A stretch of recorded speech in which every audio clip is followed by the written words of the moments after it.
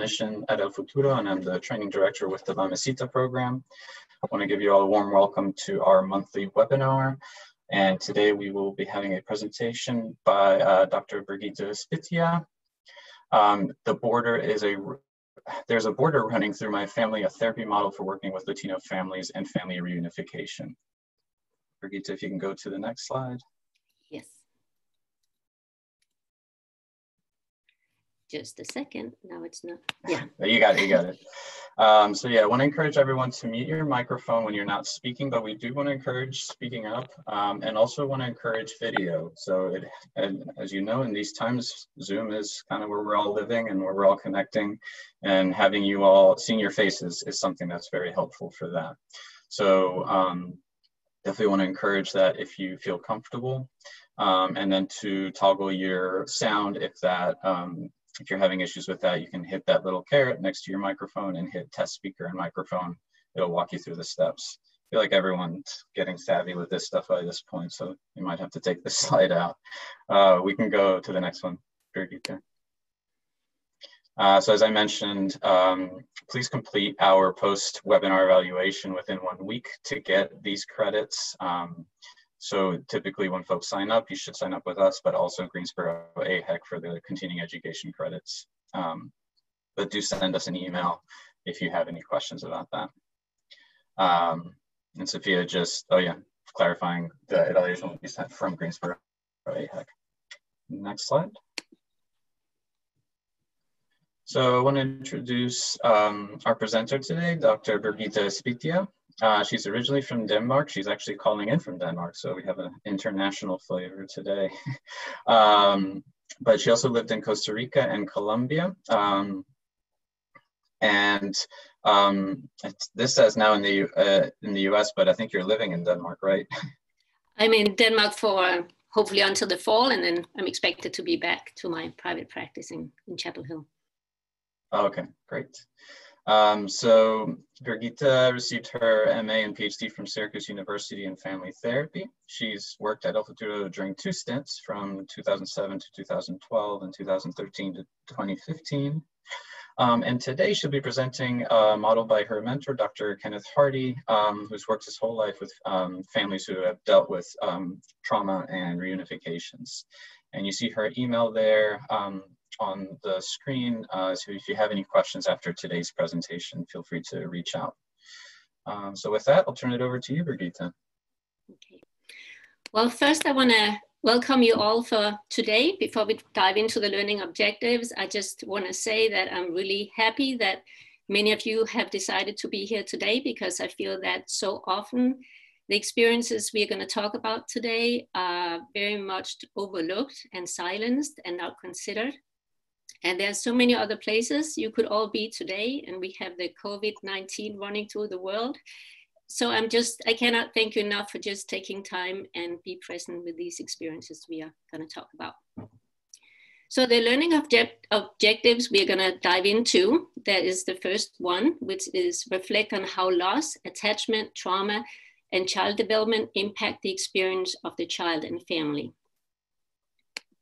The second is become familiar with a therapeutic model which can be used when working with families in the reunification process. And the last one is identify cultural considerations when working with Latino families during the reunification process. So let's dive into it. Before we dive in completely, there's going to be a quick poll that is going to pop up on our screen. So if you can all just answer that, so I can know kind of who is with me today.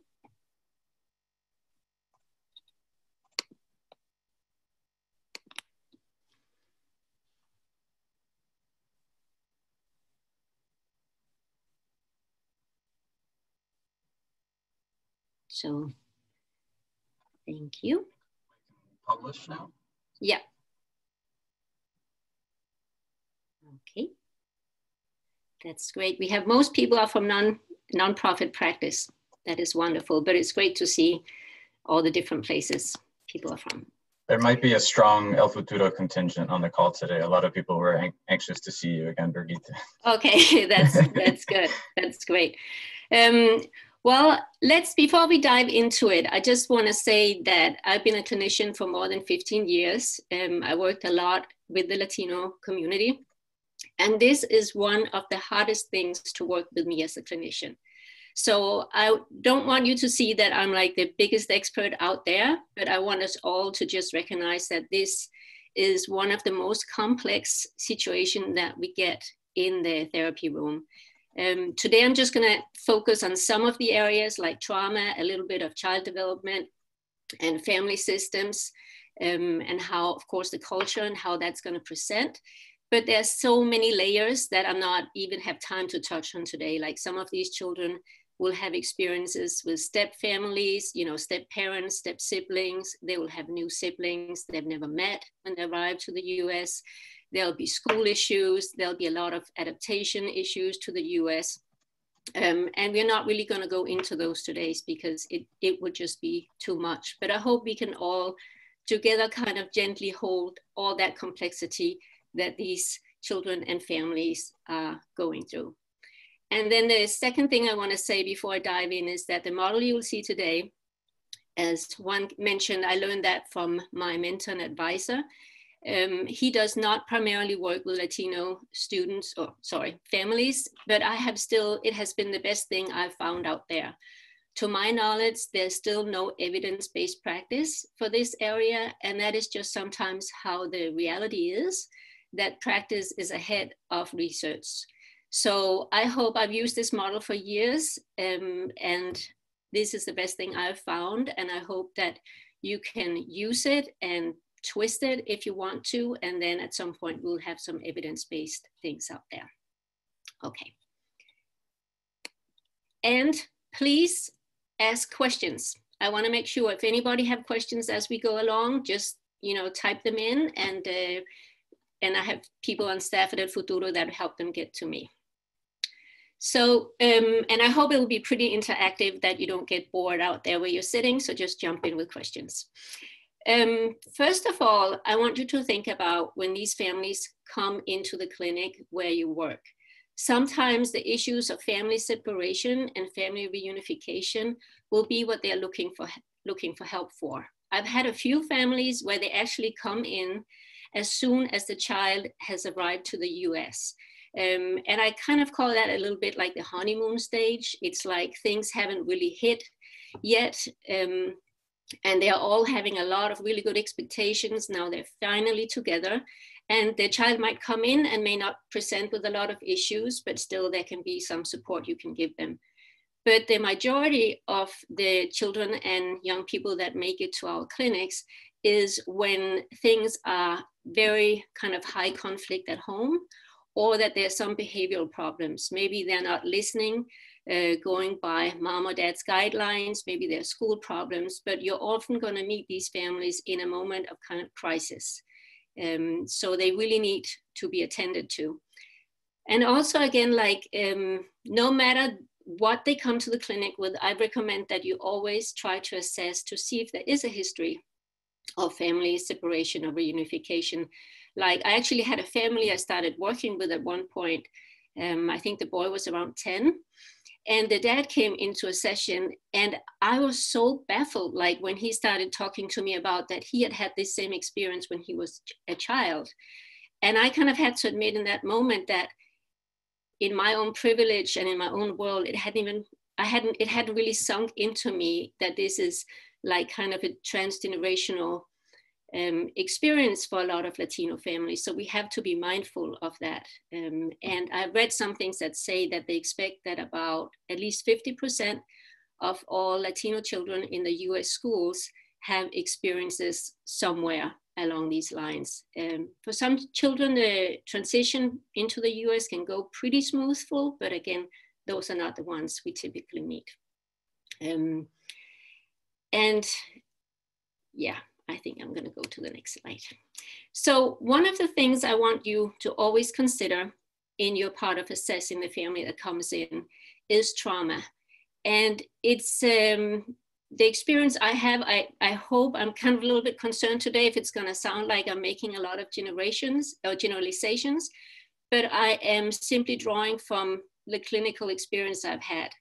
And in all the families I've worked with, there has been some degree of trauma.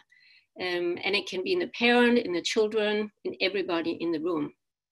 And for us to have like a common idea about what I think about when I say trauma and how complex the experience can be, I just briefly want to mention that, of course, there is the trauma of attachment ruptures, that, you know, when they get separated from their parents, and how that just creates a lot of feelings of distrust, not really knowing if you can trust the world. And this can form kind of a blueprint for how you do relationships later in life. There's often experiences of abuse and neglect. There can be a lot of community violence in the areas they come from. Poverty is a really big one. And then, of course, on the trip to the US, since the parents tend to be here already, the children often have to go, as I'm sure many of you know, with either some extended family members, with coyotes. And unfortunately, it's pretty common there can be some level of trauma happening during that trip. If it's, you know, walking in very hot weather without water, if it's feeling that your body can't do anymore, if it's violence inflicted on you. And especially here, I hear like a lot of stories about girls and young women suffering rape. And unfortunately also, like within the more recent time, we have seen how children can end up in these places where, you know, when they're picked up by border control and put kind of in detention centers. So, and then on top of that, you know, what my advisor, Dr. Hardy, would call for social cultural trauma is an experience that is often not talked about, but that can seep really deep into us as individuals, that feeling of feeling that the person I am and everything that I kind of lives in me is not being appreciated and not being valued and is not being accepted. And that, I think, happens for a lot of Latino children when they come to the US, that suddenly the color of their skin or their name or their, you know, get a whole different meaning than it has ever had. And there can be people coming from certain countries, you know, of their native, certain parts of the native countries that had these experiences. If you come from indigenous groups, you can very easily have these experiences. So, and I'm sure I haven't even mentioned all the kind of traumas that these children go through. Actually, you know, me being an immigrant in the US myself and having a very privileged life, it's almost like I can't even understand how you as a child can come with such, you know, difficult backgrounds and come to, you know, to the process of immigration. And again, we know that a lot of it is complex trauma, and things have been, has a heavier impact because it has often been a lot of smaller inflicted experiences you've had. Again, I want to emphasize there's, you know, a lot of children also who have been left in loving, caring families, who have received a lot of attention and maybe have not lived in poverty, not had community violence, and those children will typically fare better in the adjustment problem and have less conflicts when their parents upon arrival.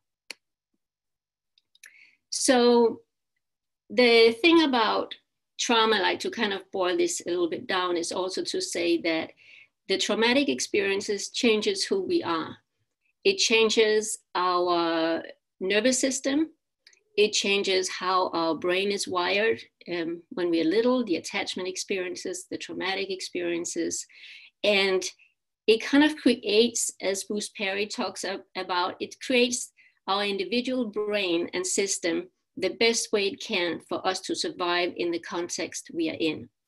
So it's actually, I think it's an amazing system we have that can adjust, but it also means that when they come to us in the clinic, sometimes they have learned ways of being in the world that is not always helping them. And it can be very chaotic or painful life sometimes.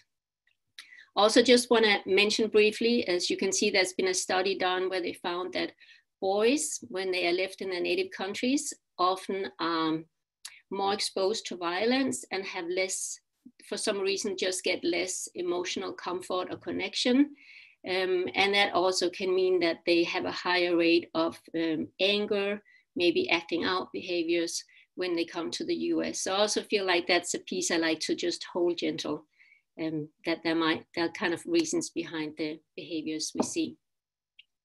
I know I'm talking a lot about trauma, but now I want us to kind of step away a little bit from the individual family that's coming into our clinic.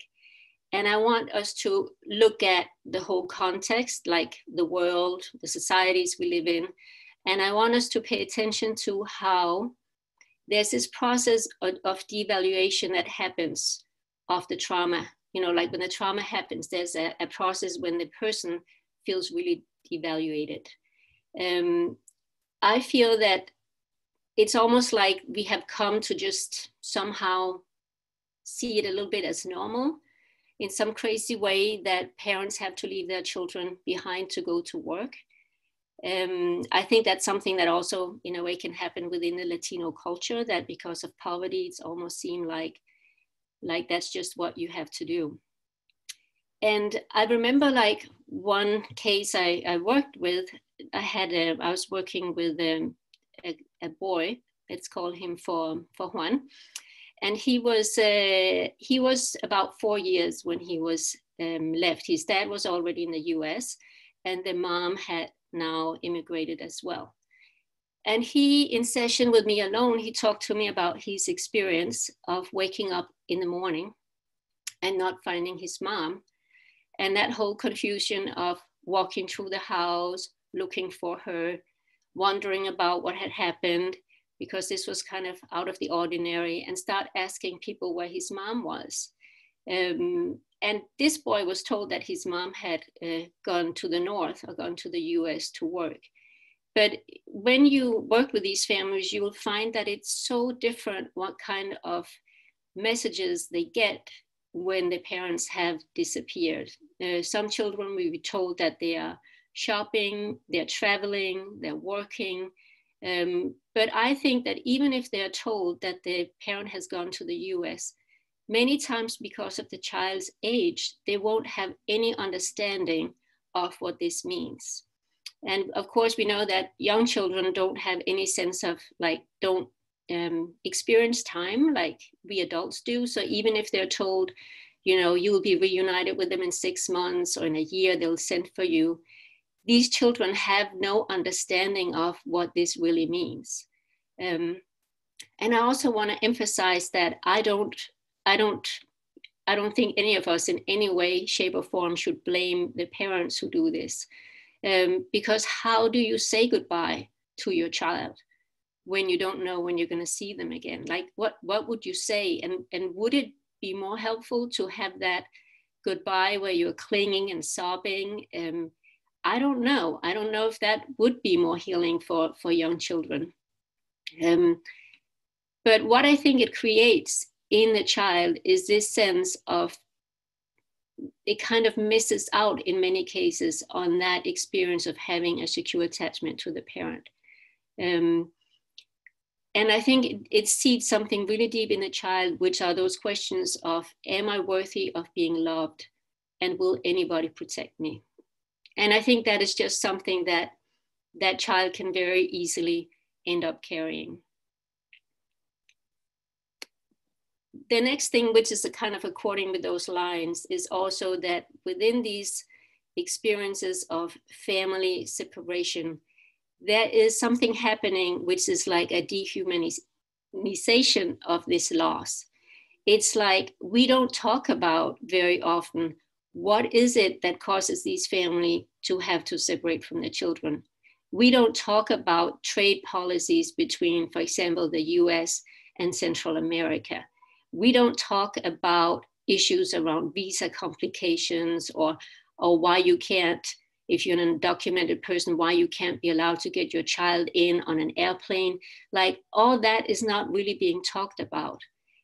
So there is this whole piece, I think, that is being created where it's very easy to feel that, for example, Latino families who go through this are kind of like, it's almost like we make it a little less human because we can't almost tolerate really holding on to that pain that is involved in these experiences. And I think, as I mentioned very briefly before, I sometimes even wonder if there's a little bit of that that spills into the Latino culture, where it's almost like that pain is not fully being recognized. There is this idea of you have, which is also a beautiful value in the Latino culture, but there is this idea of that you have to make sacrifices for your family. That's just what you do. You just make sacrifices. You leave your country behind. You leave your family behind. You don't know when you'll see either of them again. And that's just, you gotta be strong. You gotta aguantar. You gotta ser fuerte. And there's also many times this feeling that you're actually lucky that you even get the chance to do this. And I just wanna make sure that we can recognize the sacrifices and we can recognize how this can really help a family move forward financially without ending up making these stories and these experiences kind of invisible and voiceless, as Dr. Hardy and Dr. Lesloffy would call it. And as I said, Dr. Hardy, if he was here and he was working with the Latino families, I think he would be asking the question, like, what do you call the pain of a parent who leaves behind a child? And there's no, I don't think there's, I'm sorry, but I get all emotional when I talk about that, because it is just unbelievable. And we don't have even words to put on those experiences. And I don't even know if we had a word it could really explain what it's like. So that is some of our part as therapists, to give voice to these stories and give room to these stories, and not feeling we had to shut them down or pretend they don't exist, but we have to help create a space for these stories to be told. So, okay, I don't know if I'm moving along too fast, if there's any questions, or should I just move on? I wonder, Birgitte, if it's okay, we can maybe pause and see if folks have any questions about what you've covered so far. Either chat it in or you can speak it out. And thank you, Birgitte, for your being willing to be vulnerable and talking about this. Yeah, it's hard not to be. Yeah. Karen Reinecke says, this is amazing. And I agree.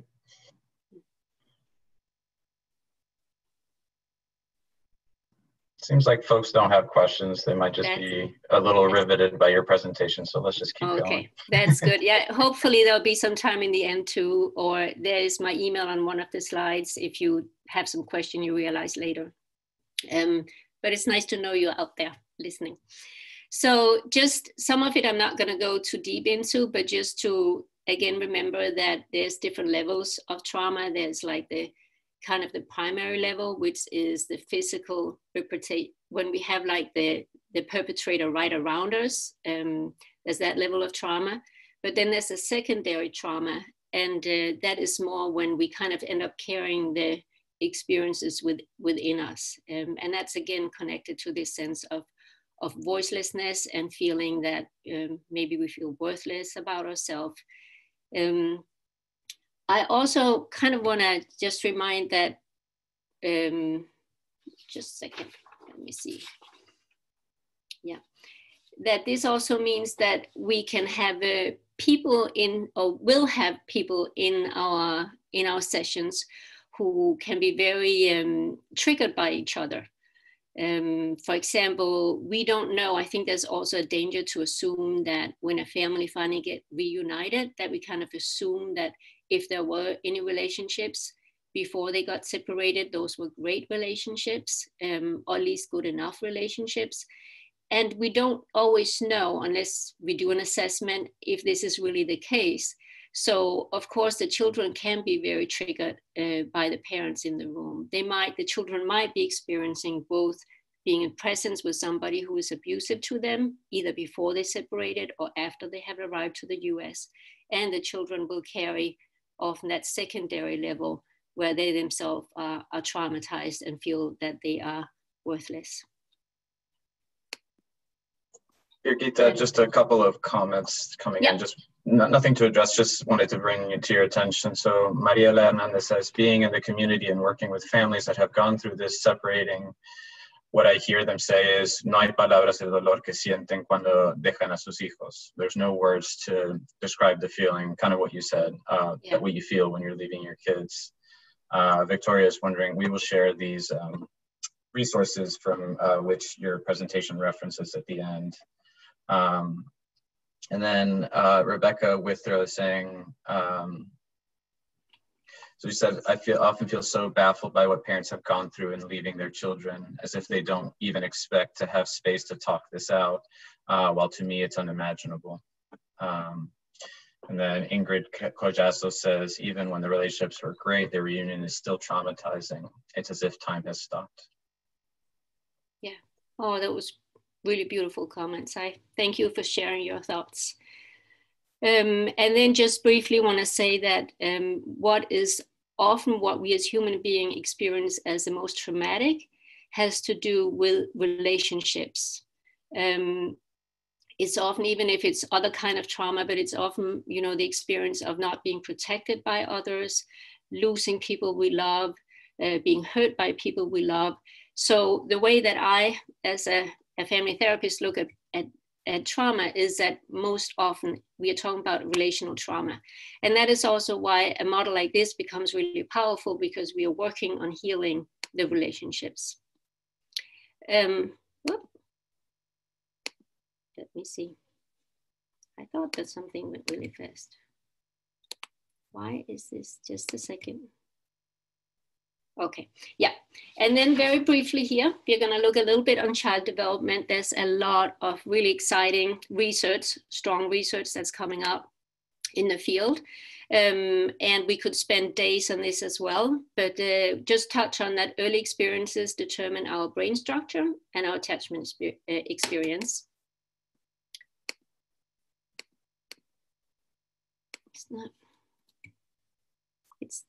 I think you might be right-clicking. I am right-clicking. Maybe use the arrows on your keyboard. That might be easier. Okay. Then again, also knowing that there's sensitive periods, like I feel like I find a little bit of different researchers say 3 years, 5 years.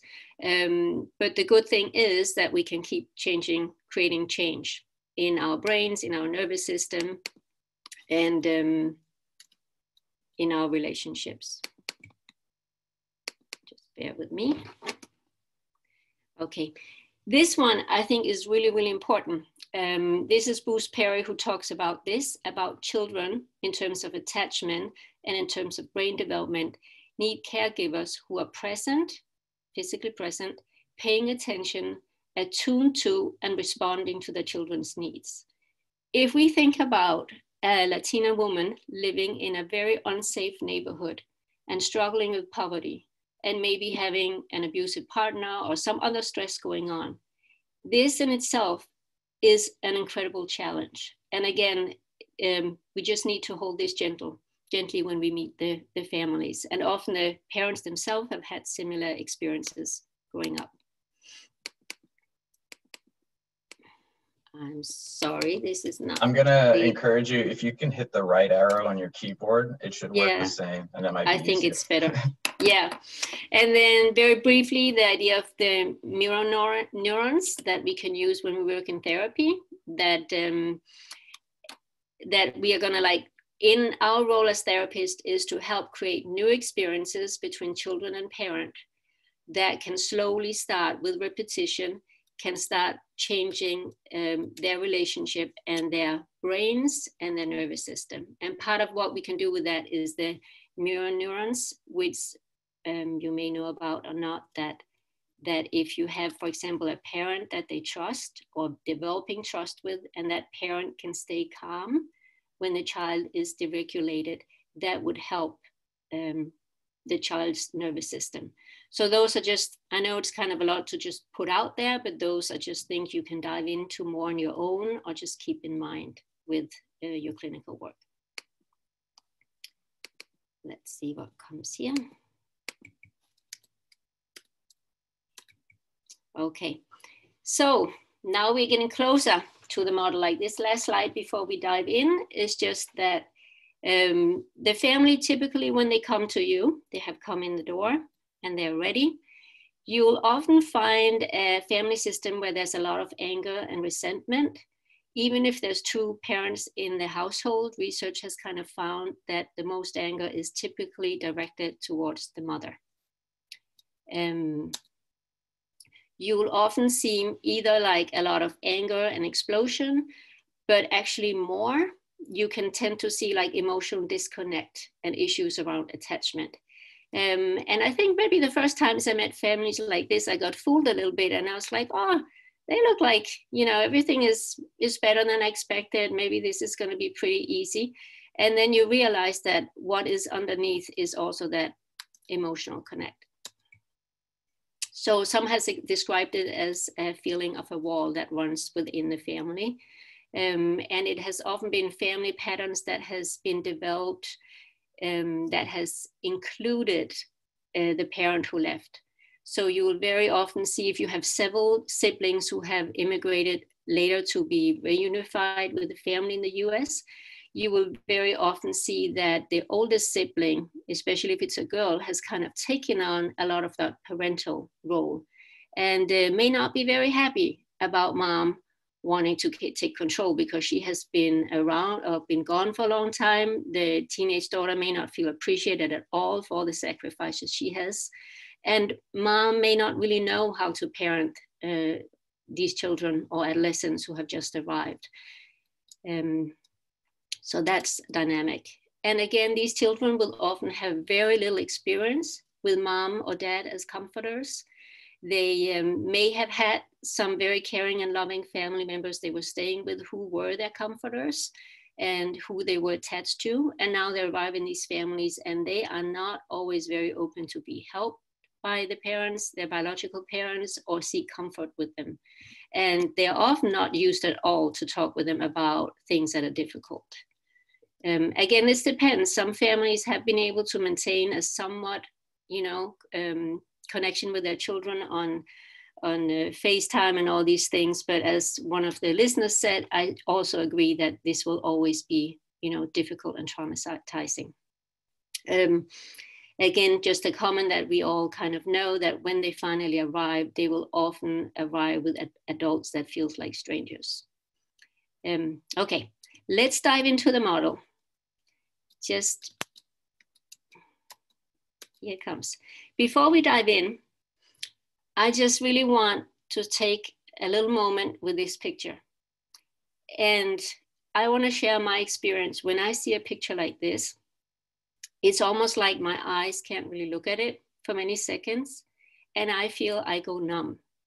And I think it's because for me, the person I am, being the mom I am, this is too painful. I cannot, even for more than a brief second, sit with this picture because it gets too painful to put myself in the shoes of this family. And I would just like for you all to take a moment and send in either, send a message in by chat and tell me what are your reactions when you look at a picture like this.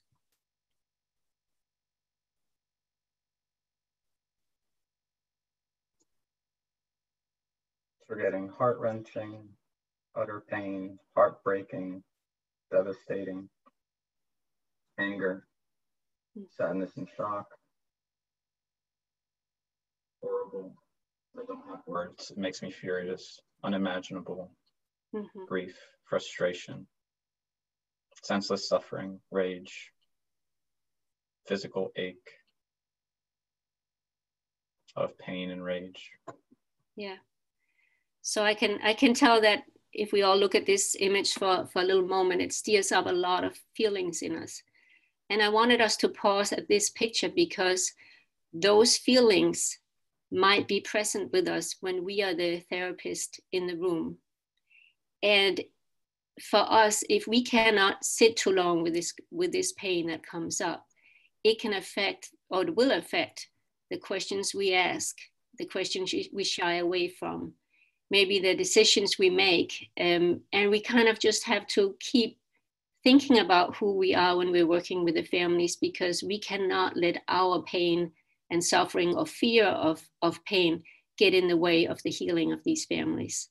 So I know it's a big thing I'm throwing out there, but just, take it with you, maybe talk to your supervisors or talk with your colleagues and see how you can support each other in being the most present possible in the work we do. Again, now we dive into the model, which is developed by Dr. Kenneth Hardy. And I don't know how many of you who are listening are trained as family therapists or social workers, or what degrees or educations you have. But the families may come in, and I say that because there's a lot of systems theory underlining this whole model. That is kind of what is on the bottom of this.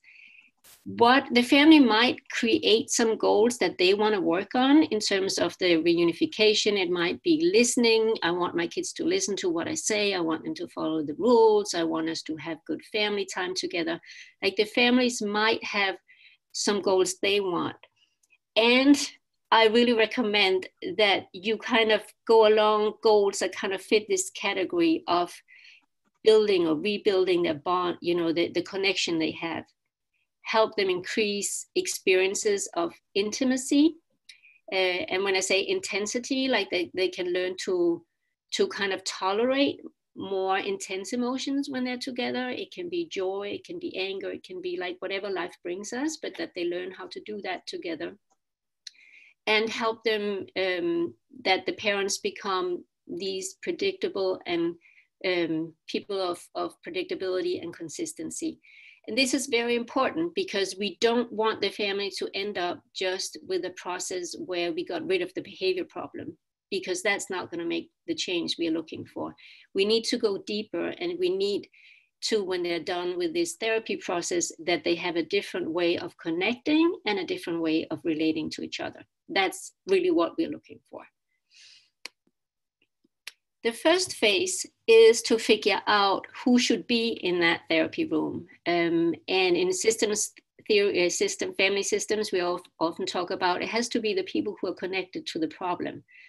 But on that note, I would also say, my experience, you can do your own experience if you want, but my experience has been that it's not helpful to start inviting siblings in, because there's often sibling rivalry. If there has been some siblings who were born in the US and have grown up with mom and dad forever, and now you come after 7 years of separation, you're finally making it, and you just feel that these little siblings are spoiled rotten and they have no experience, like they have no clue what you have gone through. And I have found that this is not the time to invite them in. So I would say wait for that until later, at the very end. But this is like the parent and the child or children who have been separated. Often also when we have issues of trauma, it's important to have that there will be some kind of access to the perpetrator. Given the issue we are working with here, mom or dad will often be seen as perpetrators because they left the children behind. And also, if the children have suffered abuse or neglect by the people who took care of them, which are often close family members, they might blame mom and dad for it. They will be saying, why did you leave me with granddad if you knew that he was abusive, or grandma if you knew she was abusive? And I think the kids are right. I mean, they have a point. But sometimes that is all the family has, or like that was the best choice the parent could make in that situation. But it just means that you have like kind of several perpetrators. Both the parent themselves will often be seen as perpetrators, and they might be representing other perpetrators who are not physically in the room. One thing that's extremely important with phase 1, and you cannot move on to second phase until this has been done. You have to expand the problem the family comes into from an individual problem to a relational one.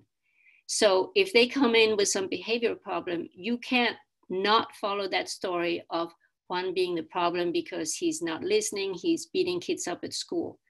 That is not going to be helpful. You have to keep expanding, like gently, of saying, oh, so when Juan does this behavior, how do you respond? How do you intervene? What do you think trigger him? What triggers you? Like you have to kind of creating a kind of a web of things until the parent understand that this is all about how they interact.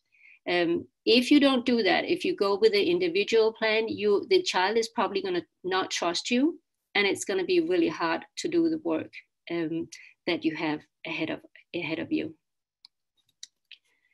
And then in that first phase, it's really good if you can give the sense that therapy is a safe space, and that the child can start talking a little bit about their experience. The family can talk a little bit about their experience, and kind of get the overall story about how old the child was when it was left, where they lived, maybe ask what the house looked like, kind of just some general things. So you get this, so the parent and the children get the sense that they have a shared story that is impacting their relationship, and that you get it.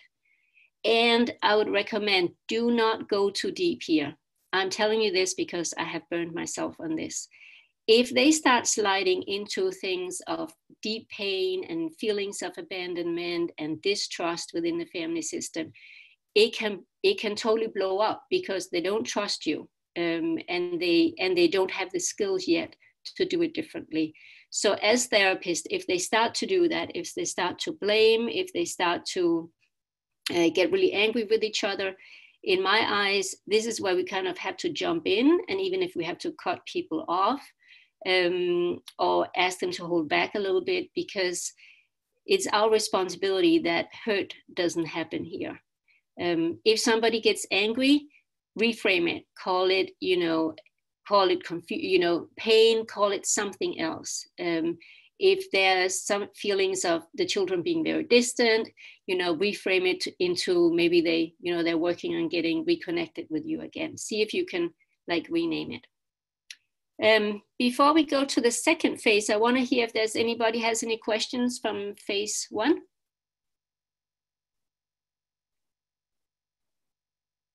Hi, I do. I'm Jandira Zaki, outpatient therapist with El Futuro. Mm-hmm. One question that I had was, when you were talking about, you had mentioned, what they would ask, why did you leave me with such grandparent or family member when you knew they were abusive? And then I'm kind of conflicted in terms of how does it go when you're trying, helping the parent explain that? Is that not yet in phase 1? To not try to go too deep, is that later? And I also understand there's the age of the child, but I feel like if there's a teen, it's they would want a little bit more of the truth of well, that's all I had. But so I kind of wanted to see how that would go. Yeah, if that makes sense. That makes a lot of sense, and it's a great question. And I would say I would not bring that up in phase 1. And the reason is because I don't know yet what the mom would say. I don't know if she would be able to hold the pain of the child, because if she just kind of feels defensive or feels not understood, because she has sacrificed a lot and nobody has validated that at this point in the process, it's very likely that she will kind of jump at the child or say something back that will shut the child down. And even if the child just stays quiet or something, they're very likely to walk away, just having confirmed that this lady who is my mom will never understand my pain. So we'll get to that a little bit later, but it's a beautiful question. I think we can do, yeah. Sorry, I'm having a few questions come in. I'm also conscious of the time and getting through the 4 phases, so I might just save some of these for the end when we get through everything. We will do that, yeah, okay. Thank you. And then we go into the second phase. Here, it's very important to split them up. And I actually think that this works really well with Latino families, because in Latino culture, it's not so typical that you talk about really painful things. It's not so typical that you confront especially parents or grandparents with your frustration. So this is a way I also feel where you give both the parents and the children a safe space to express what they need to express before we put them together. So I actually feel like this makes a lot of sense within the Latino culture.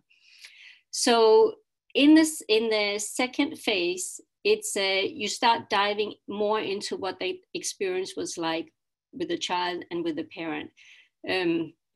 And this is the point where you really need to validate mom a lot, because if you don't validate her, she cannot become, you cannot ask of her to be in a place where she can validate her child if she was never validated by you.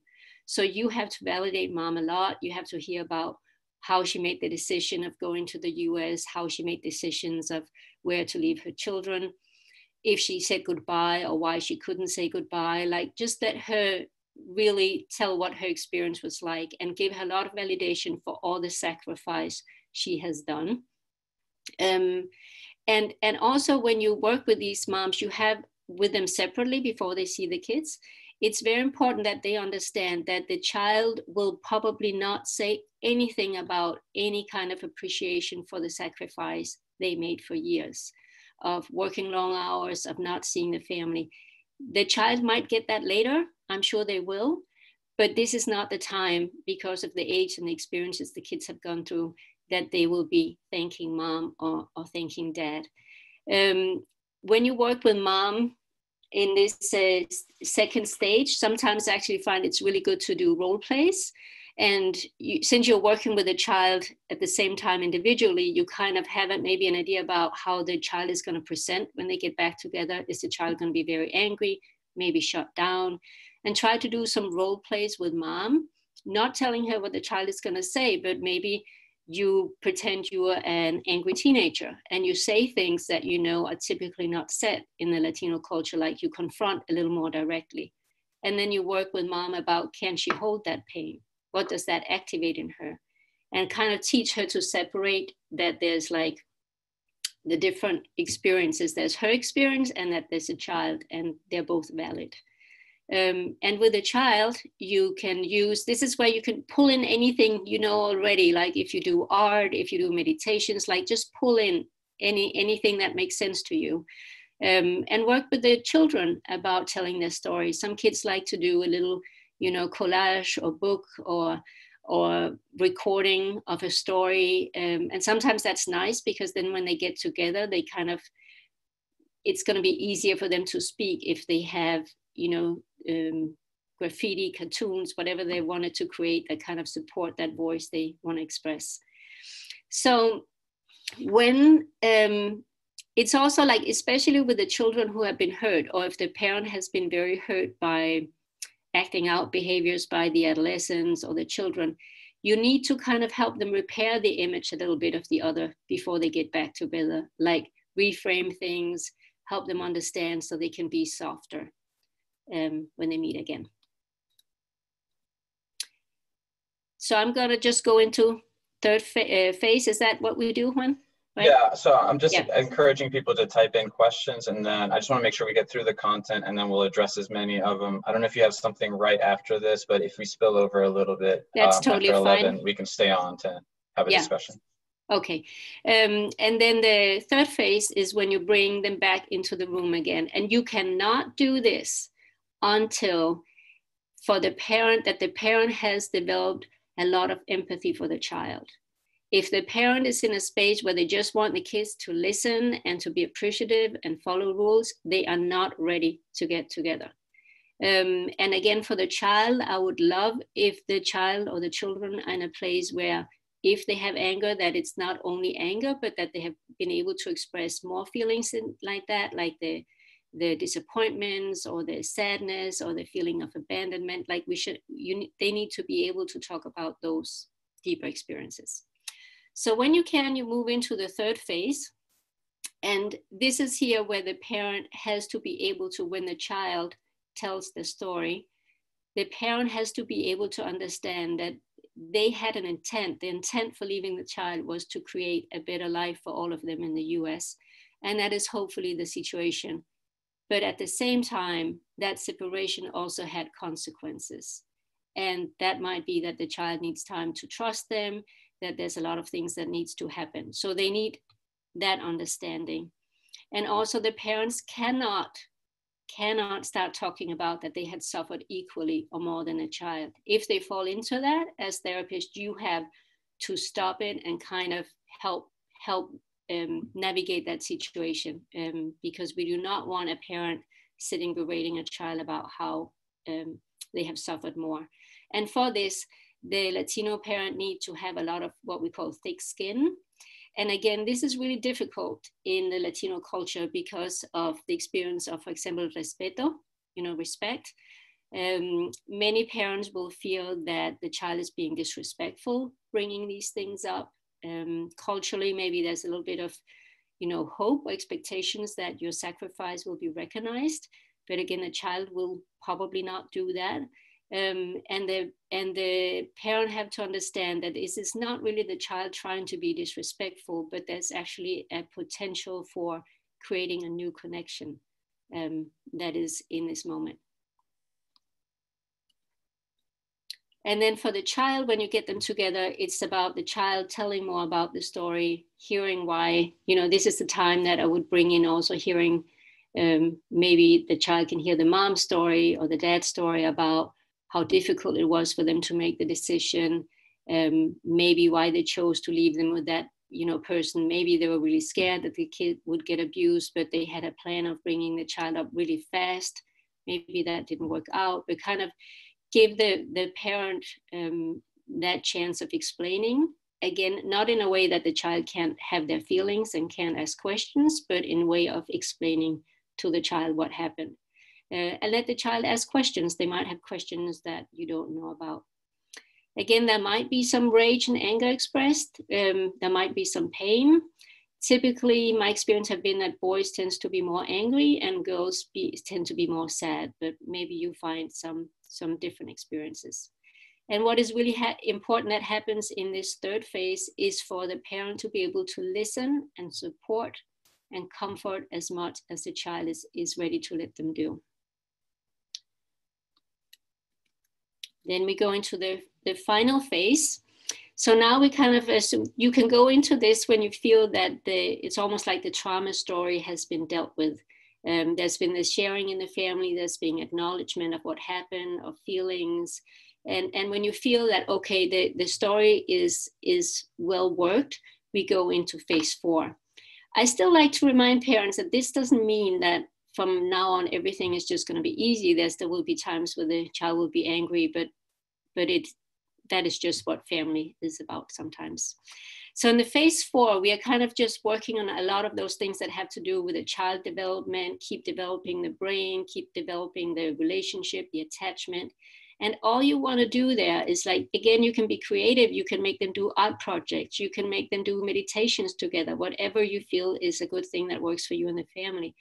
But the goal here is to have experiences together where the child share more and they accept the parent more in their role as parents. And for the parent, the role is to do these activities and training them in being supportive, in being listening, and in providing this structure of the relationship. And it's important in this process, like when you're at this phase, to focus as a clinician, you look at the process and help point it out to the family. Like, wow, did you notice how this disagreement you had this week before you came to see me, it kind of didn't get so out of hand or didn't get so intense as it has done other times. That's amazing. That's a step forward. So you look for frequency, things that happen that has been problematic, that they happen less frequent, less intense, and there's a quicker recovery or a quicker kind of looking for support and getting it from your parents. So a lot of what you can help the family see is from you kind of naming the process and the change you are seeing. And again, giving them, you want the parent to become a predictable and safe environment. And again, it's all about this new and repeated experience in the relationship, changing the attachment and the brain, poco a poco, as you'd say. And then again, when you feel like it's time, help them reconnect with, like, let them see the resiliency that there is in their stories, in their way of creating new relationships, help them connect with the community, and just kind of like also honor this hard work. And I would say, like, I almost feel that I would take the child that has been left behind and their parents through this whole process. And then if there's anything else lingering in the family, you can start addressing that with biological siblings they've never met or step siblings. But I want to make sure you kind of reserved a almost a sacred place for these children to create new relationship with their parents. I know that was a lot, but this is kind of where we are. And I hope that there's something in here that you can use as a structure. And again, just put, use this as a framework. And then, you can put other things that works for you as a therapist within these things. And again, if you feel, again, I want to just say it's one of the most complex things I feel we can work with as clinicians. So it's very normal that it doesn't go smooth. So, yeah. So, thank you, Birgitte. We've got a number of questions, so I'm going to try to address them. But I wanted to just address some of the comments that came in. I think your presentation, I think Alveli shared that this was validating of her experience with her parents as immigrants and what they've been through. I believe also Christy Garcia shared that she's been separated from her husband in Mexico, and that this, it was really triggering for her, especially, seeing that picture. So I think, it sounds like your presentation was really hitting home for a lot of our audience today. Mm-hmm. Okay, and I almost, when I hear that, I am a little apologetic that I didn't, just let you know in the beginning that to please take care of yourself, because if you have personal experience with this, it will be triggering the presentation I just did. So I hope you can do some self-care after this if you need to. So some of the questions, so Karen Reinecke asks, interested to know what you suggest if there's no supportive parent in the picture. And actually this next point is, I have a client like this, if the young person is living with a family member with whom they have no or very little relationship. Mm-hmm. Does this function in a similar way? I would say, I think you can still use the model, but you just have to do it way slower. And I think when there's no supportive parent, I would still kind of do the first phase the same. And then in that second phase, I would do that for a long time, like as long as it's needed, where you see the parent by themselves and the child by themselves, and where you kind of in a way become a little bit of a substitute holding space for the child until that parent is ready. And most likely that parent is so unsupportive because he or her has maybe some trauma on their own, or they're just so overwhelmed. I mean, this is not what they expect, right? They've done this great sacrifice and the child is finally here, and it's so painful for them when it's not going well. So just give the parent a lot of space themselves and see if that helps.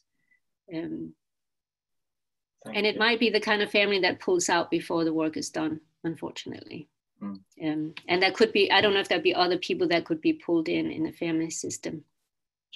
And I saw a couple of questions, I guess, specific to like logistics, I guess I would call it.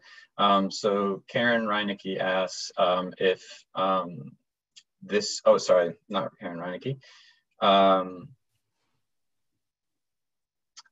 Liz Uskategi, she's wondering if you do individual child sessions and then individual parent sessions. And then, I'm sorry, I forget who it was, but they were wondering about how long do you spend in the phases typically, or is that kind of case by case? I think that's case by case, but yes, like I would in that second phase, I do parent by themselves and child by themselves. And I think it's very important that it stays with the same therapist, or that you're two therapists to do the whole thing together. But I think that it's not good if you just work with a parent the whole way through and then somebody else sees the kid and they come back in. And then what was the other question? How long it takes? How long they are. And then I think also, like, if you're doing individual with the child, individual with the parent, and then bringing them in together. Yeah. That's what I would do. I would bring them in together, and then there's actually a really important point there, because sometimes as clinicians, we can end up in a moment where we are most comfortable with them not getting back together, because it's more difficult to handle the moment they get back together. So, look for the things I mentioned before you bring them back, that you feel the parent can be really understanding and empathic. The child can express not only anger, but also different feelings. And that that you as a clinician is not holding out that process longer than you need to. Excellent. I hope that answered it. Yeah, and if folks have follow-up questions, please unmute yourselves and jump in. I'm just trying to get through as many of these as possible. Liz Uskategi was wondering also if introducing parents to attachment theory is important, or do you do any of that? Yeah, that's a good point. Like, again, I would do that when they are alone with you, like when the child is doing their thing on the side. Psychoeducational or attachment is actually, I think, can be really helpful. A lot of these parents do not know a lot about child development or the different stages. They don't know a lot about attachment. So I think all that can help them normalize probably their own reactions, their own feelings, the children's feelings, and maybe get a whole different sense on it. When you say that, I'm also thinking about, I've actually had adults that were not aware that a thing like sexual abuse was abuse because they had experienced it themselves and they kind of thought that that was life. So I think that's definitely share some of that if it feels appropriate with that client. Excellent. And very general question, but I was wondering this too. Grisel Estrada asked, what is the name of the model? And wondering if that article that you reference describes the model? It actually does not. I have not been able to find it in print anywhere. Like, this is all I had from, or like the information I got from a conference I went to. Unfortunately, Dr. Hardy he's a very busy man and does amazing clinical work, and he doesn't get so much stuff published. So there's no name for the model? No. Okay. And then I guess one final one, and then people can feel free to also chime in with other questions. Krista Atkinson asks, how is this different whether the client is a child or a teen, and how that impacts the ability to accept physical affection, be open to trusting, and also by their developmental task of individuating from the family? That's also a great question. Yeah, you often, a lot of children actually tend to be reunified with the family in the US when they are kind of preteens or like that 11, 12, and they're teenagers.